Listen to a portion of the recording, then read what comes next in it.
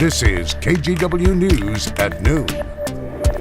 The man accused of killing a Salem mother and her 3-year-old son appeared in Yamhill County Court today.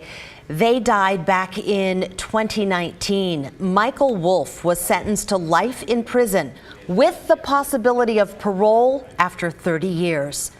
Thank you for joining us this noon. I'm Brenda Braxton. Wolff is the child's father. Last month, he pleaded guilty to aggravated murder and second-degree murder. This is what the victim's family had to say in court. My 9-year-old at school one day was told to write in his journal about what his one wish was, and his one wish was to have his aunt and cousin back. Here's some background on this case. Carissa Fretwell and her son Billy were reported missing in May of 2019. Their bodies were found a few weeks later in the woods outside the town of Yamhill. Then Michael Wolff was arrested and charged with murder. Authorities say he shot Carissa in the head, but they haven't publicly said how her son died. As for a possible motive, investigators say 3 days after the court ordered Wolff to pay child support, Carissa and her son disappeared. Well, the big story nationally today is extreme heat. 200 million Americans are watching temperatures soar to 90 or above, and that includes those of us here in Oregon and Washington. Chris McGinnis is here now with a closer look at that local forecast. Yeah, day 2 of our little mini 90-degree heat wave here in Portland, and that'll be the end of it for now until we see the 70 forecast. More on that in a minute. It is clear, it is bright, it is sunny out there. Way off in the distance, you can see Mount Adams from our Wells Fargo sky camera. There's Mount St. Helens as well.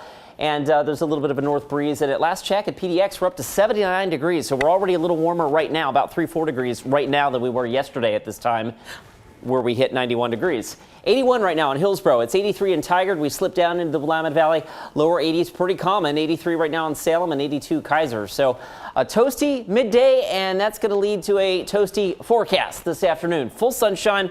I've got us flirting with the 90-degree mark here in Portland by as early as 3 o'clock and probably even earlier than that in some areas. And then I bumped up our high temperature 1 degree.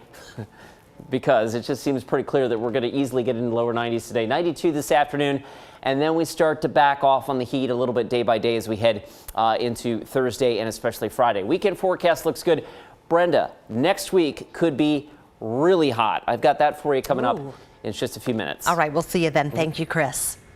Now to some of the other headlines making local news. After a 12-hour search overnight, police arrested a man accused of shooting in southeast Portland. This is where Benjamin Clark was taken into custody. He's suspected of shooting a man near southeast 87th and Ankeny yesterday afternoon. The victim went to the hospital and is expected to be okay. Clark allegedly took off in the man's car and was spotted driving it around last night. He led police on a chase, crashed, and ran away. Hours later, officers found him hiding in someone's backyard. We're also following a deadly shooting in North Portland's Kenton neighborhood. This one happened just before midnight on North Interstate and Terry. Officers found 2 people shot in a car. The driver was taken to the hospital. The passenger died at the scene. Authorities haven't released any information yet about the suspect or the victims. Now to a follow-up to a big win in court for the founder of Patriot Prayer. This was breaking news yesterday at noon when a judge dropped riot charges against Joey Gibson. He and fellow member Russell Schultz are both in the clear today after the case against them was dismissed. They were accused of starting a brawl with Antifa activists outside a Northeast Portland pub back in 2019. The trial lasted just a day and a half. The charge of riot requires the state to prove tumultuous and violent conduct, and the judge said the state failed to prove that.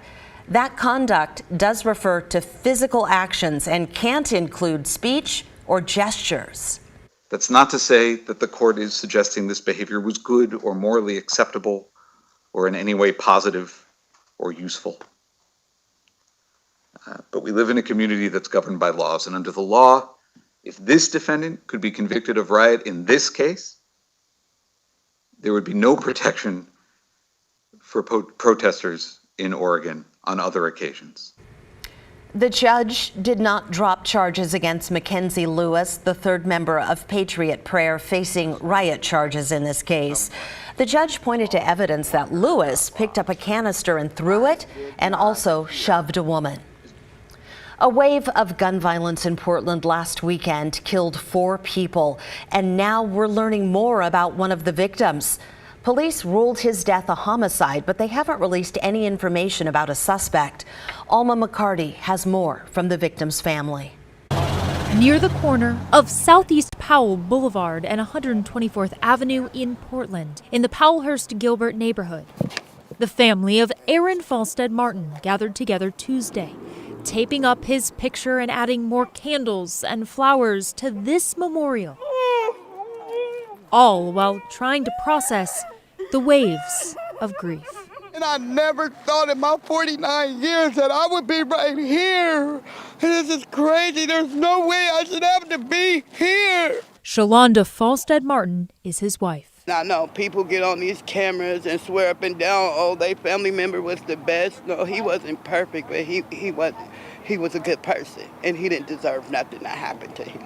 Portland police say the 44-year-old father was shot and killed last Friday. Family tells us they set up his memorial in the place officers found his body. Just need these detectives to do their job.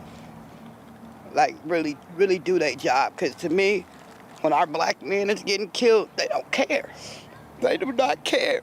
So far this year in Portland, there have been at least 49 homicides and 670 shootings. This weekend alone, 4 people were killed, including Falstead Martin, in multiple shootings across the city. People don't realize when you hurt other people, it doesn't just affect that person. Shalonda wants everyone to remember that as her own family mourns the loss of a brother, a father, a husband. You never know what might happen to one of your family members. One day you might be up here in the same position.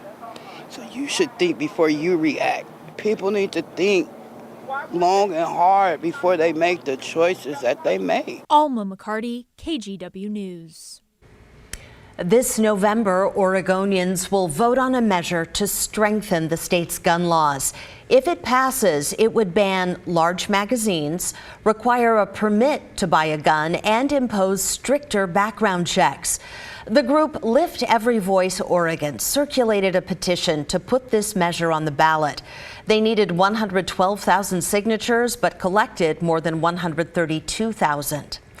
Neighbors and businesses in the Hillsdale neighborhood are asking PBOT to delay a project prioritizing mass transit on Southwest Capitol Highway.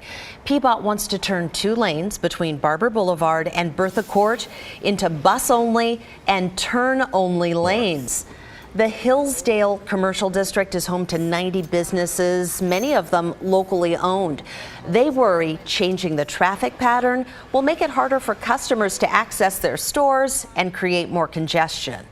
This is a step backwards, not a step forward for small businesses. A lot of the businesses in this area are struggling still based on COVID, and we're all on reserves. PBOT's project is called the Rose Lane Plan, and it's scheduled to start later this summer. Critics of the project want the city to delay it for 3 years.